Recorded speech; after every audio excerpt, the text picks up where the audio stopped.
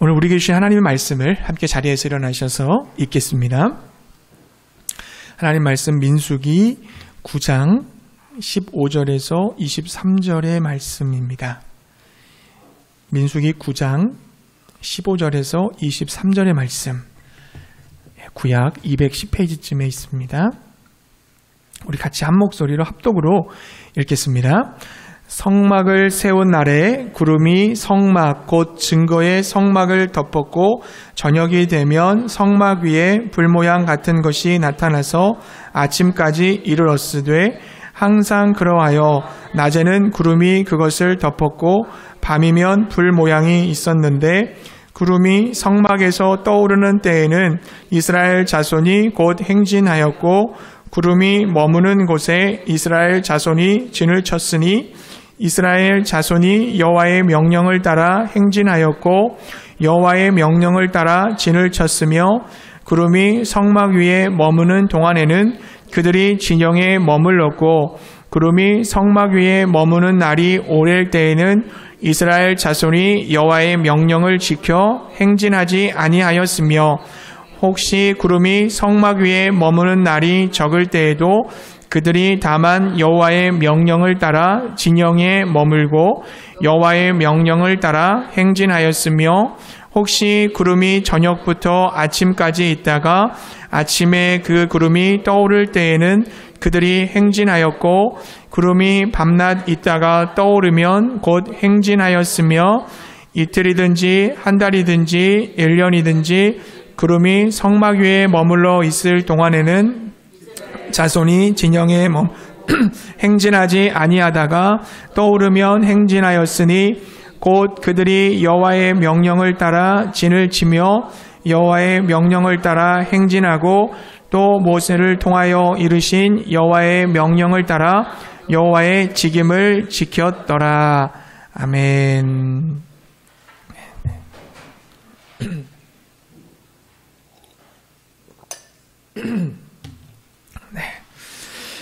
지금 목소리 상태가 좀 좋지 않아서 여러분한테 죄송합니다. 양해를 구합니다. 제 관리를 좀 더 잘해서 좋은 목소리로 여러분한테 하나님의 말씀을 들려드리도록 하겠습니다. 오늘 말씀 묵상을 잘하는 방법 두 번째 시간입니다. 말씀 묵상을 통해서 하나님하고 교제하며 하나님의 뜻대로 살아가고자 노력하고 계신 성도님들께 감사를 드립니다. 그리고 아직 주저하시면서 실천하지 못하고 계시는 분들도 용기를 내셔서 다시 도전해 보시기를 권면드립니다. 우리가 지난 시간에 말씀 묵상을 잘하는 방법을 말씀드렸어요. 말씀 묵상을 잘하려면 어떻게 하라고 했습니까? 말씀 묵상을 단계별로 구분해서 각 단계마다 원리와 방법을 계속적으로 반복하라고 말씀을 드렸습니다. 말씀 묵상을 크게 3단계로 나눈다고 그랬잖아요. 멈춤, 머문, 나아감. 그리고 각 단계마다 두 가지씩의 실천사항이 있다고 그랬습니다. 여러분 거의 이제 암기 되시죠? 많이 반복했기 때문에. 처음에 멈춤에서 2단계는 준비하기와 기도하기. 준비하기는 마음의 준비, 그리고 장소와 시간을 정하고, 그리고 묵상책, 성경책, 필기도구 준비하고, 기도하기는 묵상책을 펴기 전에 먼저 성령님의 조명을 구하는 기도를 드려라 그랬습니다. 그 다음 단계인 머문 단계는요, 역시 2가지 단계가 있는데 성경 읽기와 발견하기. 발견하기는 묵상하기, 적용하기 같은 뜻이라고 그랬습니다. 자, 성경 읽기는 하나님 앞에 나와서 하나님의 음성을 듣는다는 그런 마음으로 말씀을 읽으라고 그렇게 말씀을 드렸죠. 본문의 내용을 파악하고 이해하기 위해서 꼼꼼히 천천히 반복해서 읽으라 그랬습니다. 또 읽은 내용을 어떻게 돼요? 요약할 수 있을 때까지 읽으라고 그랬어요. 그 내용이 이런 내용이다 요약할 수 있을 때까지 읽어라 그랬습니다. 자, 발견하기, 묵상하기, 적용하기는 뭡니까? 하나님이 어떤 분인지를 발견하고 묵상하고 그것을 삶으로 연결해서 적용하는 거죠. 그리고 하나님께서 나에게 주시는 교훈과 기대 역시 발견하고 묵상하고 삶으로 적용해라. 이렇게 말씀을 드렸습니다. 이제 마지막 단계인 나아감 단계는 역시 기도하기와 살아내기인데요. 묵상을 처음 시작할 때도 기도로 시작했지만 묵상을 마칠 때에도 기도하기로 마쳐야 돼요. 왜냐하면 그 묵상한 말씀대로 살아내기 위해서는 내 힘으로 안 되기 때문에 주님의 도우심과 은혜를 구해서 기도하라고 그랬습니다. 마지막 살아내기는 뭡니까? 이제는 하나님을 인식하면서 의식하면서 살고 하나님이 말씀하신 그 말씀의 기대에 부응할 수 있도록 삶의 자리에서 살아내는 거죠. 살아내기입니다. 자, 여러분 정리가 되시나요? 목사님, 근데 단계와 순서는 이론은 알겠는데 실제로 실습을 하려고 하면 잘 안 됩니다. 이렇게 말씀하시는 분들이 있을 것 같아요. 네. 그럴 수 있습니다. 이론은 우리가 잘할 수 있는데 진짜 실제로 해보려면 또 잘 안 됩니다. 그래서 오늘은 말씀 묵상을 잘하는 방법 두 번째 시간을 가져보려고 하는 거예요. 자, 특히 말씀 묵상의 가장 중요한 단계가 뭡니까? 가운데 있는 머뭄의 단계예요. 멈춤과 나아감은 여러분 대부분 다 하실 수 있어요. 쉽게 할 수 있는데 이 머뭄의 단계, 가운데 단계가 좀 어려워요. 그래서 이 머문 단계에서 해야 되는 성경 읽기와 그리고 묵상하기, 발견하기, 적용하기 이 부분에 대해서 조금 더 집중적으로 살펴보기를 원합니다. 말씀 묵상을 잘하기 위해서 머문 단계 어떻게 구체적으로 실행해야 될까? 세 가지로 정리를 해보겠습니다. 첫 번째는요, 읽기를 잘해야 됩니다. 읽기를 잘해야 돼요. 여러분 혹시 그런 경험 있으세요? 누군가의 생각을 알고 싶은 적이 있으셨습니까?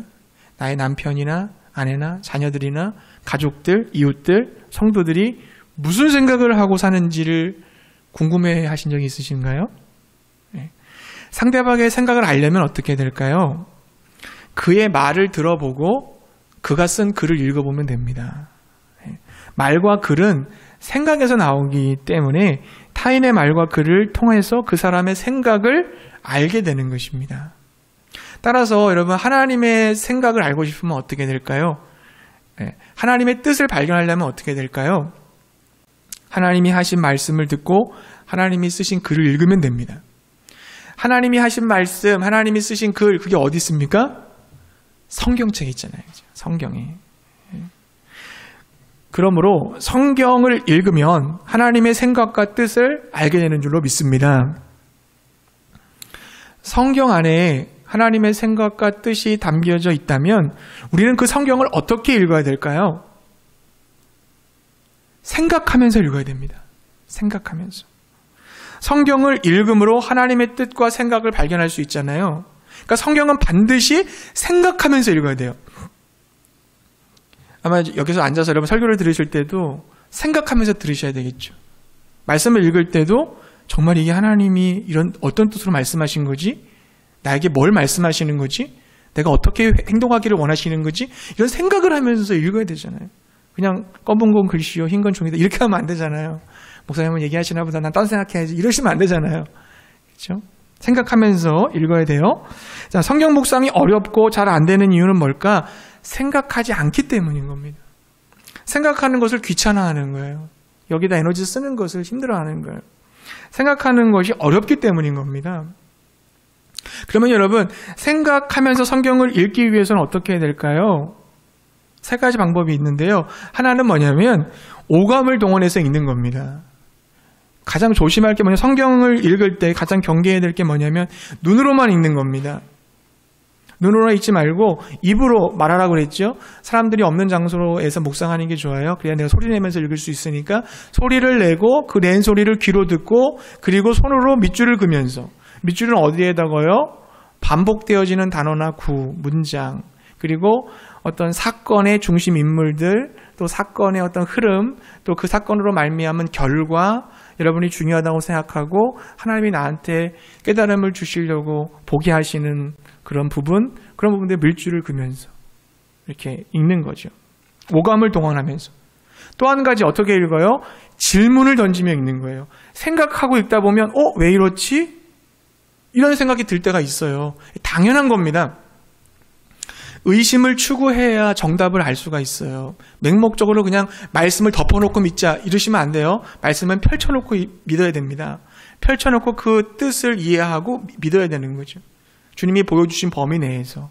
가려놓으신 거는 모르지만 주님께서 계시하셔서 이거 너희들이 알아야 돼 보여주신 부분은 우리 충분히 이해할 수 있어요. 이 때문에 여러분 질문을 던지세요. 왜 그런가? 자, 질문을 던진다는 것은 어떤 의미냐면 외부의 성경 이야기가 내 삶의 이야기로 들어오는 순간입니다. 내 사고와 내 삶에 함께 연결되고 연관되기 시작하는 순간이에요. 질문하지 않으면 경치가 막 창문가에서 경치를 볼 때 막 스쳐 지나가잖아요.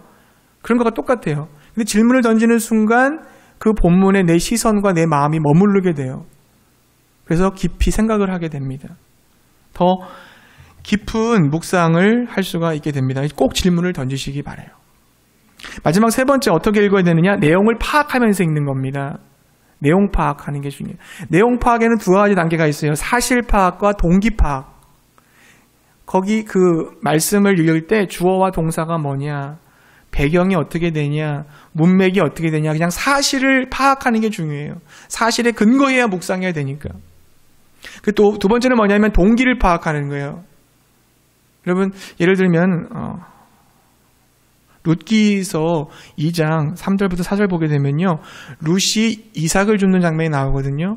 근데 룻이 이삭을 줍는데 거기가 보아스 땅이에요. 근데 그 본문에 보면 어떤 단어가 들어있냐면 우연히 마침이라는 단어가 들어가 있어요. 그 우연히와 마침이라는 단어를 통해서 동기를 생각해 볼 수 있어요. 우연히 룻이 보아스 밭에 가서 이삭을 줍는 것 같지만 거기 우연히 마침이라는 단어를 통해서 하나님께서 그 룻을 인도하고 계시는구나. 나오미 시어머니를 내가 당신이 믿는 그 시험을 따라가겠습니다, 믿겠습니다라고 고백했던, 믿음으로 고백했던 룻을 하나님께서 그냥 두는 게 아니라 하나님의 선한 손길로 인도하셔서 남들이 보기엔 우연이지만 하나님은 필연으로 섭리로 그에게 회복할 수 있도록 역사하고 계시는구나. 하나님의 그런 동기들을 읽어낼 수가 있는 거죠. 직접적으로 보면 나타나지 않지만 숨어있는 뜻, 그 동기들을 찾아낼 수가 있는 겁니다. 그렇게 해서 내용을 파악해 보는 거예요. 여러분 첫 번째, 잘 읽어야 됩니다. 잘 읽기 위해서 오감을 동원해서 읽으시고 질문을 던져가며 읽으시고 사실 파악과 동기 파악을 하면서 읽어보시는 거예요. 이 내용이 어떤 내용이라는 걸 머릿속에 심어놓으면 하나님이 여러분한테 하시는 음성을 들을 수 있는 준비가 된 거예요. 무슨 내용인지도 모르는데 어떻게 하나님의 음성을 듣겠어요? 여러분 우리는 정말 하나님 말씀대로 살기 위해서 이렇게 묵상을 해나가고 있는 것입니다. 자, 두 번째, 어떻게 해야 잘 묵상할 수 있을까? 이제 쓰기를 잘해야 돼요. 쓰기를. 하나님의 생각과 뜻을 성경을 통해 알아내었다면 알아낸 하나님의 생각과 뜻을 내가 글로 표현하는 겁니다. 내가 표현해보는 거예요. 내가 발견하고 묵상하고 적용한 하나님의 생각과 뜻을 나의 글로 표현할 때 생각이 정리되고 선명해지는 겁니다. 여러분 스스로가 내 말로 내 글로 써보는 거예요. 선명해져요. 그렇게 써놓으면 어떤 유익이 있냐면 시간이 한참 흘렀을 때 나 그때 이렇게 하나님이 나한테 감동 주셨지, 이렇게 나를 인도해 주셨지라고 생각할 수 있어요. 그리고 내가 순종할 때 말씀을 까먹잖아요. 대부분 우리 기억력이 좋지 않잖아요. 시간이 지나가면 다 까먹게 되고 잊어버리거든요. 그 잊어버리지 않고 적어놓으면은 이 말씀 그래 내가 순종할 말씀이었어. 붙들 수가 있어요. 하나님께서도 기록하신 하나님 아닙니까? 하나님이 손수 친히 써주신 게 바로 십계명이잖아요. 손수 써주셨다. 십계명 써주셨고요. 그리고 신명기 6장 6절부터 9절 말씀 보면 이렇게 되어 있습니다. 오늘 내가 내게 명하는 이 말씀을 너는 마음에 새기고 그리고 손목에 메고 기호를 삼고 미간에 붙여 표로 삼고 내 문설주와 바깥문에 기록할지니라. 하나님은 기록하라고 명령하셨어요. 요한복음 20장 31절 말씀 이렇게 증거합니다. 오직 이것을 기록함은 너희로 예수님께서 하나님의 아들 그리스도이심을 믿게 하려 함이요 또 너희가 믿고 그 이름을 힘입어 생명을 얻게 하려 함이라. 하나님께서 왜 우리에게 성경책을 주셨어요? 너희로 믿게 하려고 기록해 주신 거 아닙니까? 써주신 거 아닙니까? 썼기 때문에 확실하잖아요. 분명하고 선명하잖아요. 말로 하면 잃어버릴 수도 있고 감정으로 하면 감정이 떠나가면 흔들릴 수 있지만 기록된 말씀은 확실하게 증거로 남잖아요. 기록이 중요한 겁니다. 그래서 여러분이 기록해 보시라는 거예요. 하나님도 말씀을 써주셨고 많은 성경의 저자들도 기록을 했는데 이제 우리 차례예요. 우리가 했던 그 기록, 감동 주셨던 그 하나님의 말씀을 내가 이제 내 생각과 내 느낌으로 내게 주신 은혜로 써보는 겁니다. 꼭 쓰실 수 있기 바라요. 어떤 부분을 써야 되냐면 말씀을 요약할 때 쓰세요. 말씀을 쭉 읽었어요. 읽어서 어떤 내용인지 파악이 됐어요. 파악이 되면 두세 개의 문장으로 요약을 해보는 겁니다. 그 기록을 할 수 있겠죠? 질문이 생길 때 그 질문을 써보는 겁니다. 하나님 이건 왜 그렇죠? 하나님 왜 이렇게 행동하신 거죠? 이 의미는 뭐죠? 질문을 써보시는 거고요. 그리고 이제 묵상하기, 발견하기, 조용하게 들어갔을 때 하나님 찾은 하나님을 써보고 나에게 주시는 교훈을 써보고 적용하는 그 부분도 써보는 겁니다. 다 기록할 게 많잖아요. 그리고 나서 이제 마지막 기도문을 작성해 보는 거예요. 짧은 기도문을 작성하고 그 기도문을 늘 되뇌이면서 하루를 살아가는 겁니다. 쓸 게 얼마나 많아요. 사랑하는 여러분, 성경을 쓰는 것과 읽는 것은 절대 분리되지 않아요. 하나입니다. 읽으셨다면 쓸 수 있고 쓸 수 있다면 여러분 읽으신 분입니다. 바르게 잘 쓰고 읽음으로써 성경 묵상이 재밌고 풍성해질 수 있기를 주의 이름으로 축복합니다. 자, 마지막 세 번째죠. 잘 읽고요. 그리고 잘 써야 됩니다. 마지막 세 번째 뭘 잘해야 되냐면 적용을 잘해야 돼요. 적용을. 보통 적용이라고 그러면 여러분 실천이나 어떤 결단, 다짐을 생각하는 경향이 있는데요. 적용은 뭐냐면 연결입니다. 연결. 적용은 삶과 연결되는 거예요. 성경의 이야기가 나의 이야기로 연결되는 거, 이게 바로 적용이에요. 조지 거슬이라는 분이 이런 얘기를 했어요. 삶을 위한 성경 읽기라는 책에서 성경의 적용이란 성경의 진리를 우리 삶에 신중하게 대입하는 것이다. 성경을 이해하고 받아들여서 말씀의 진리와 일치하도록 삶을 조정하는 것이다. 말씀 앞에 내 삶을 조종하는 거예요. 내가 하나님을 조종하는 게 아니고 하나님이 나에게 주시는 걸 통해서 내가 조정하고 그 하나님의 말씀을 나의 삶에 연결시키는 거고, 그것이 적용이라고 할 수 있어요. 자, 어떻게 그러면 말씀을 묵상한 후에 적용할 수 있을까? 하나님 찾기를 했다고 합시다. 여러분 많이 제가 했던 얘기를 또 반복하는 건데 다시 한번 생각하시고 마음에 새겼으면 좋겠습니다. 하나님을 찾은 다음에 적용한다면 어떻게 적용한다고 그랬어요? 여러분 기억하세요? 기도로 적용하라고 그랬잖아요. 기도. 하나님께 고백하고 감사하고 간구하고 회개하는 기도. 하나님을 찾았어요. 말씀 속에서. 그걸 어떻게 적용해요? 하나님께 기도하면서 적용해라. 고백의 기도는 어떻게 해요? 몰랐던 하나님을 발견해서 하나님 이런 하나님이었군요. 하나님 이러이러한 하나님이세요. 고백하는 기도. 제가 하나님을 믿습니다. 제가 하나님을 신뢰합니다. 고백의 기도를 쓸 수가 있겠죠. 예를 들면 이런 거죠. 예수님은 제자들을 위협하는 풍랑을 잠잠케 하신 분이십니다. 고로 나의 인생의 풍랑도 잠잠케 하실 수 있는 분입니다. 이런 고백. 발견한 하나님. 하나님은 마음의 밭에 말씀의 씨를 뿌리시는 분입니다. 비록 4분의 1밖에 열매를 맺지 못한다 할지라도 포기하지 않고 뿌리시는 분이십니다. 여전히 저에게도 계속 말씀해 주시니 감사합니다. 때로 제가 듣지 않고 주의 말씀을 거절할 때에도 여전히 말씀하시고 끝까지 말씀을 뿌려주시니 감사합니다. 저희가 그 말씀을 듣게 하여 주옵소서. 이렇게도 고백할 수 있잖아요. 하나님 기도할 수 있는 거예요. 또 감사와 찬양의 기도는 뭘까요? 하나님의 은혜의 역사, 하나님이 행하신 일들에 대해서 감사하고 찬양의 기도를 드릴 수가 있어요. 예를 들면 이런 거죠. 예수님이 나의 죄를 용서하시고 나를 자녀 삼아주시니 감사합니다. 그 결과 제가 하나님을 사랑하게 됐고 섬길 수 있는 삶을 살게 하시니 감사합니다. 예수님의 풍성한 긍휼과 자비를 베풀어 주셔서 다시 한번 주의 뜻대로 살 수 있도록 기회를 주시니 감사합니다. 당신의 신실하신 사랑을 찬양합니다. 감사와 찬양의 기도를 드릴 수가 있어요. 회개의 기도도 드릴 수 있어요. 하나님이 나에게 말씀을 통해서 죄를 지적하실 수 있거든요. 책망과 바르게 함과 의로 교육하기에 유익하다고 하셨으니까 때론 찔릴 수가 있어요. 찔리는 게 정상일 수 있어요. 그때 어떻게 해요? 회개할 때? 예를 들면 이런 거죠. 예수님은 이웃들의 아픔을 공감해 주셨고 그 아픔에서 건져주시는 분인데 저는 이웃들의 아픔을 공감하기보다는 내 아픔에 너무 집중만 하고 살았네요. 이 모습을 회개합니다. 이제 이웃들의 아픔에 눈을 돌려서 그들을 공감할 수 있게 하시고 정말 그들의 어려움을 내가 도울 수 있는 주님의 손이 될 수 있도록 도와주세요. 회개와 간구의 기도 함께 할 수 있겠죠. 마지막 간구의 기도는 뭡니까? 주님의 명령에 순종할 수 있는 지혜와 능력을 주소서, 이렇게 하는 기도죠. 예를 들면 이렇게 할 수 있을 것 같아요. 원수를 사랑하라고 말씀하신 주님, 원수를 용서하라고 말씀하신 주님, 저는 원수를 용서할 수 있는 마음도 그리고 그 원수를 사랑할 수 있는 힘도 없어요.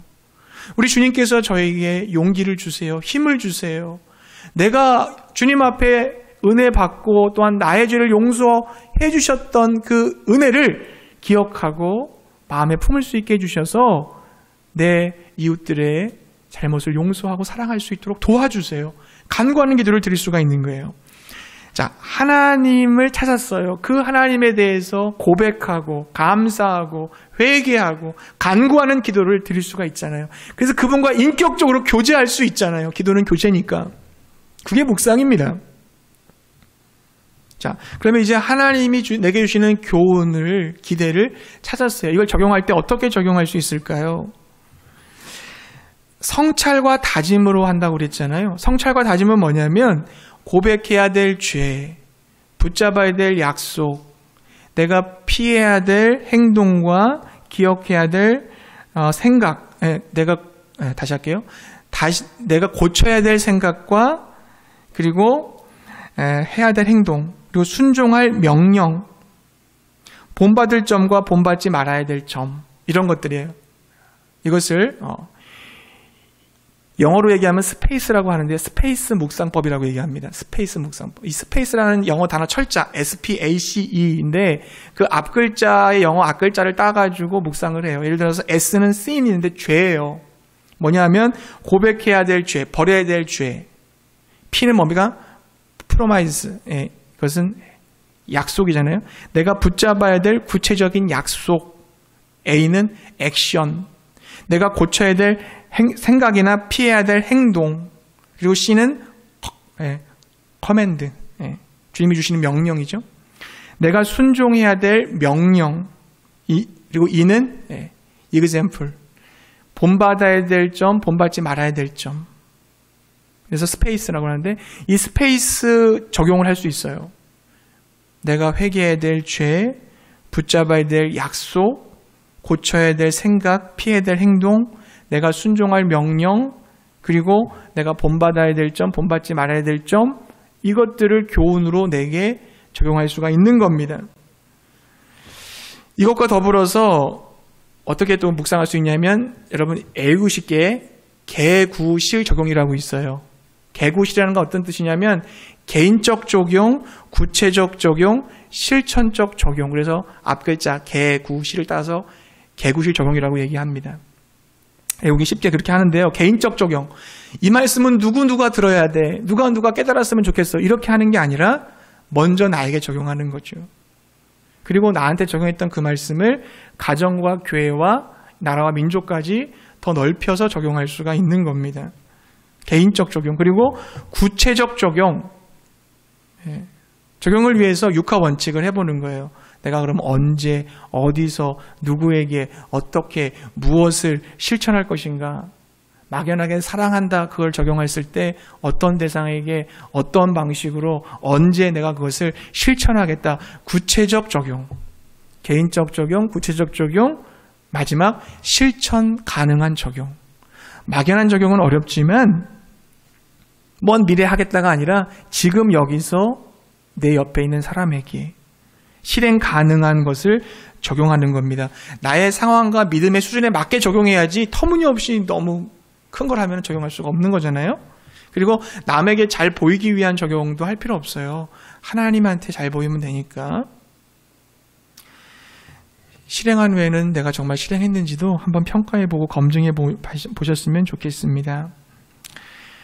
사랑하는 성도님들, 하나님의 말씀으로 나의 삶을 조정하는 적용을 잘 해보시기 바랍니다. 적용이라는 것은 나의 생각과 나의 내면만 바꾸는 것이 아니라 나의 행동과 태도도 바꿔주는 거예요. 내가 뭐 억지로 적용해야지 이렇게 부담 갖지 마시고 자연스럽게 하나님이 나를 이끄시는 대로 적용으로 나아가서 하나님이 찾으시는 참된 예배자가 되실 수 있기를 바랍니다. 네, 말씀을 좀 정리해 볼게요. 말씀 묵상 잘하려면 오늘 3가지 말씀드렸습니다. 읽기를 잘해라. 오감을 활용해서 읽고 질문을 던져가면서 읽고 내용을 파악하기 위해서 사실 파악과 동기 파악을 하면서 읽어라. 2번째, 쓰기를 잘해라.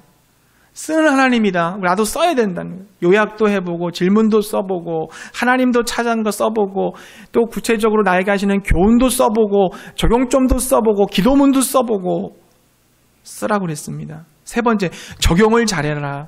연결을 잘해라.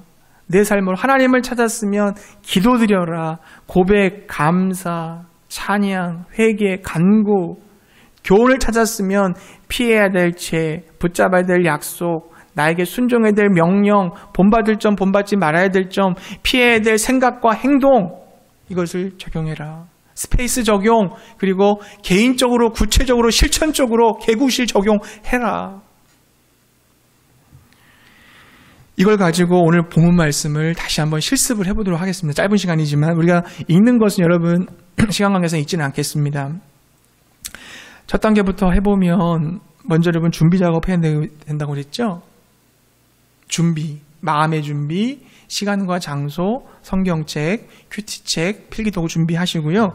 자, 기도하는 겁니다. 제가 한번 짧게 기도해 볼게요. 사랑의 주님, 잘 들을 수 있도록 도와주세요. 제가 방해받지 않고 집중할 수 있도록 도와주시고 하나님의 말씀의 의미를 잘 깨달을 수 있도록 성령께서 조명해 주세요. 무엇보다 들려주시는 말씀을 순종할 수 있게 해주세요. 예수님의 이름으로 기도합니다. 아멘. 기도를 드렸어요. 자, 이제 읽기하고, 그죠? 읽기하고 발견하기, 묵상하기, 적용하기인데요. 2번 더 읽어야 되지만 생략한다고 했습니다. 오감을 동원해서 말하고, 보고, 듣고, 선그면서 질문 던지라고 그랬잖아요. 전 이런 질문 한번 던져보고 싶어요. 오늘 본문에 대해서. 자, 하나님께서 성막을 완성하신 다음에 왜 구름 기둥과 불 기둥으로 임재하셨을까? 그런 질문 여러분 들려요. 왜 해필 구름과 불이냐? 그리고 왜 임재하셨느냐? 질문을 던져봤어요. 나중에 한번 본문을 더 깊이 묵상하면서 그 답을 한번 해볼게요. 또 여기서 반복되는 게 나와요. 여호와의 명령이라는 단어가 7번 나옵니다. 막 여러분 읽으다 보면 눈에 들어왔을 거예요. 왜 이렇게 많이 반복됐느냐, 여호와의 명령이. 이유가 뭐냐? 그 질문 던져보는 거 쓸 수 있겠죠? 자, 그리고 내용을 파악해 봅니다. 자, 쭉 읽으시면 내용이 어떤 내용인 것 같으세요, 여러분? 정리하면 그렇죠? 성막이 만들어진 후에 구름과 불 모양이 나타나서 이스라엘 백성들을 인도했고 백성들은 그대로 순종했다, 이 얘기예요. 쉽게 얘기하면 그 얘기예요. 자, 이제 발견하기를 해보겠습니다. 성경 다 읽고 내용까지 파악했으니까 발견하기, 묵상하기, 적용하기인데요. 2개의 질문 던지라고 그랬죠.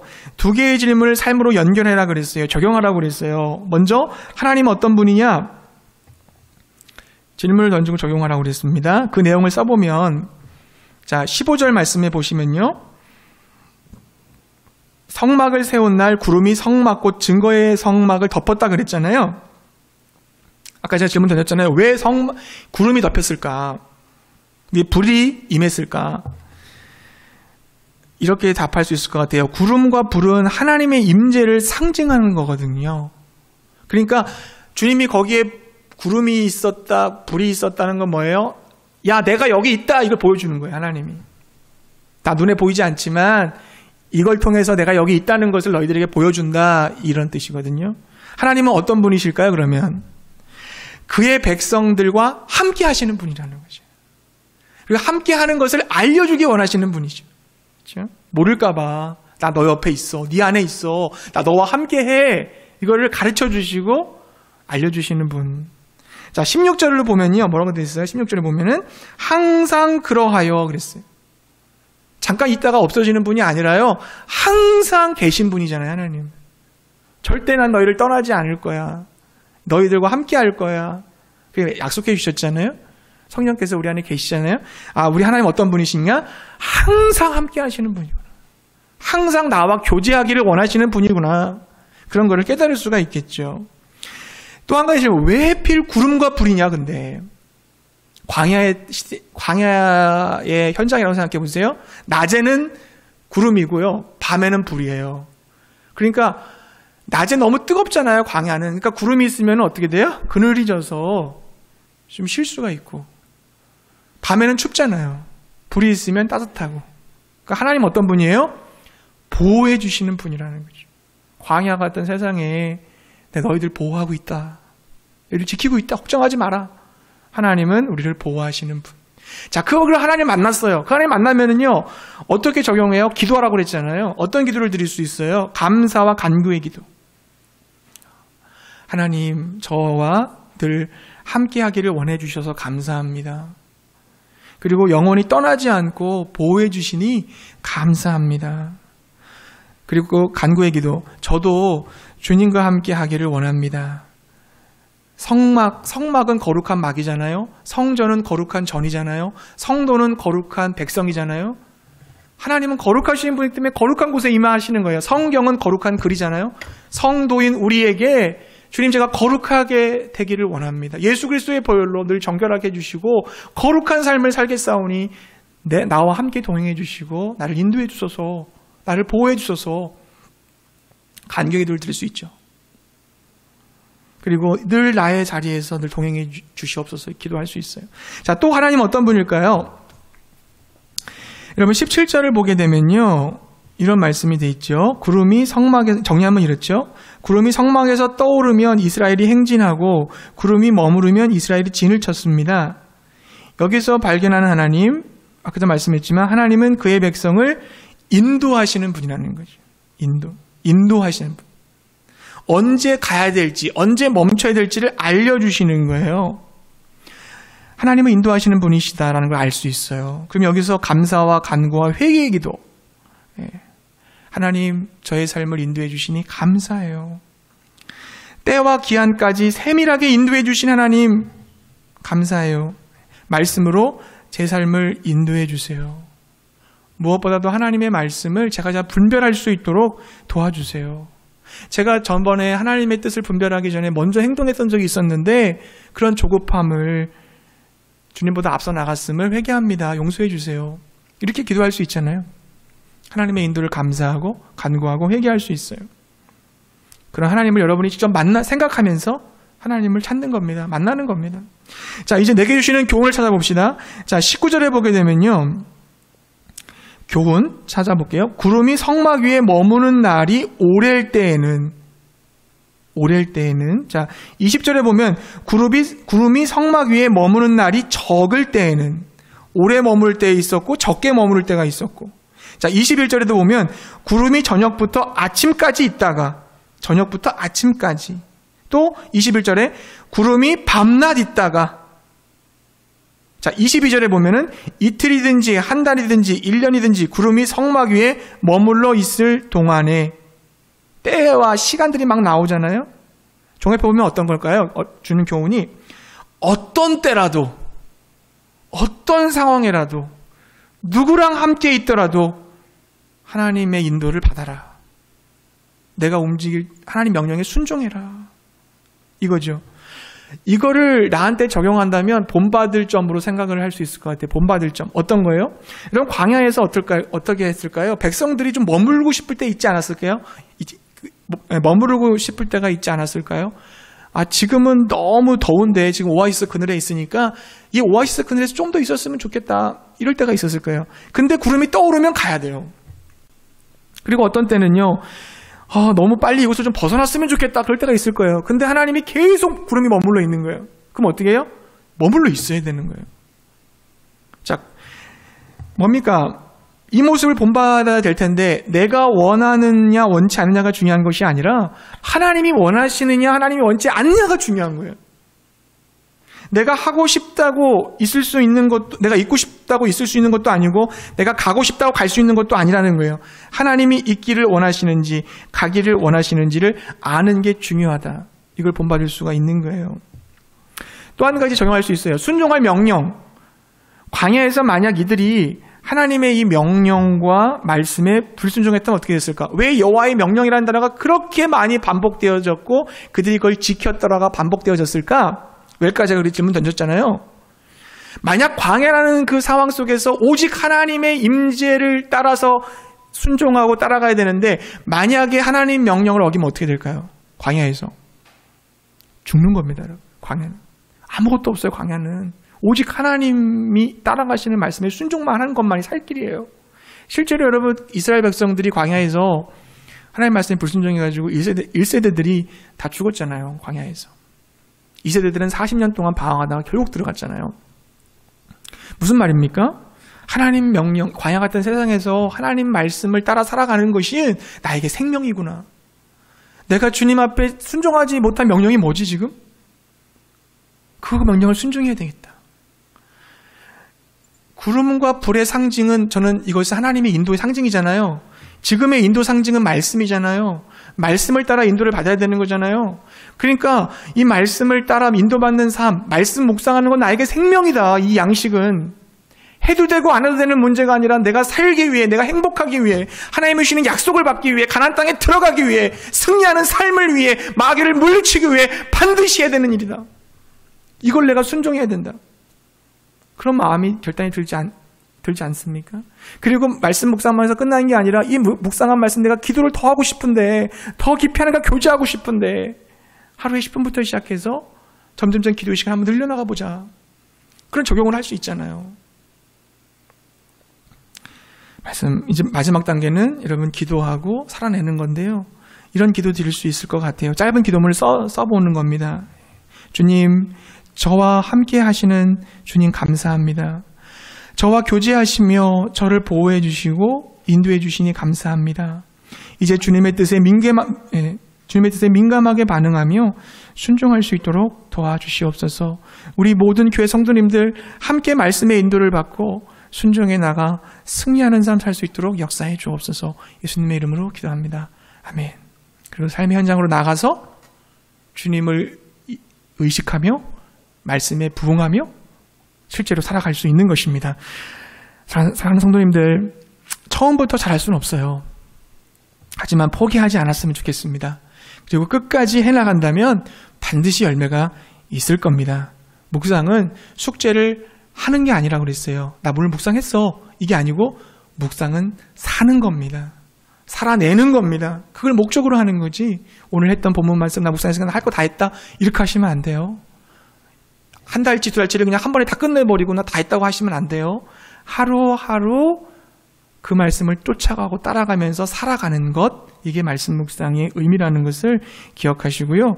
그렇게 말씀 묵상하며 하나님의 인도를 받으며 정말 하나님이 약속하신 가나안 땅 축복, 은혜, 충만함을, 풍성함을 경험하는 우리 모두가 되시기를 주의 이름으로 축복합니다.